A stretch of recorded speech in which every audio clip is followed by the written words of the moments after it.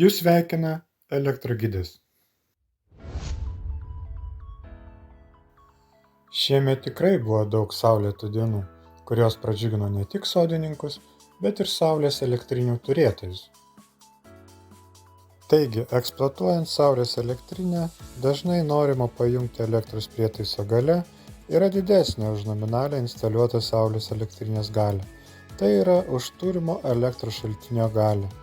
Kaip priversti dirbti saulės elektrinę, jeigu nepakanka galios?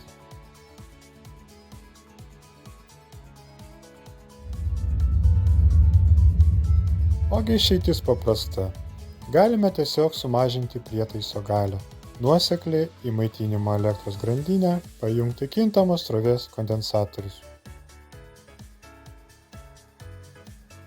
Pats laikas jungti 0,5 kW galios saulės elektrinę ir pabandyti užmaitinti galingesnį elektros prietaisą, šiuo atveju vandens boileriui su pasirinkta 0,7 kW galia. 60 mikrofaradų kondensatoriai sumažino boilerio galią iki 0,45 kW galios ir inventorius šiuo metu rodo, kad saulės elektrinės galios pilnai pakanka ne tik pajungti apkrovai, bet ir akumuliatoriaus krovimui. Pajungiame didesnę apkrovą. Pasirenkame dviračio baterijos krovimą. Boilerio vandens temperatūra tesiekia 26 laipsnius.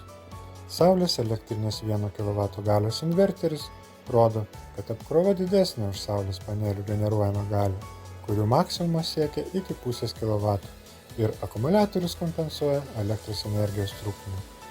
Tokiu būdu bendra saulės elektrinės galia pasiekė net 0,56 kW.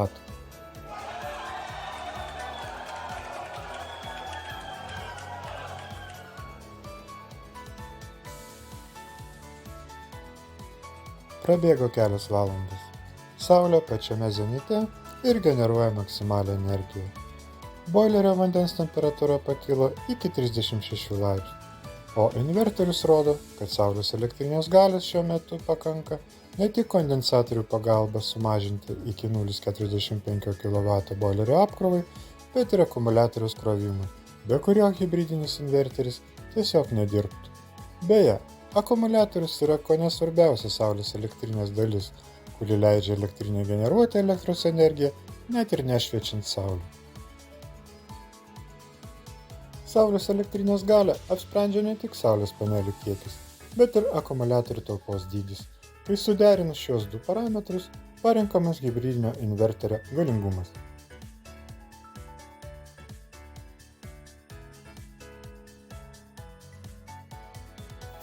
Prabėgo dar keletas valandų. Saulė jau toli už zenito ir generuoja mažiau energijos. Boilerio vandens temperatūra pakilo iki 46 laipsnių. O inverteris rodo, kad saulės energijos šiuo metu nepakanka ir akumuliatorius kompensuoja elektros energijos trūkumą.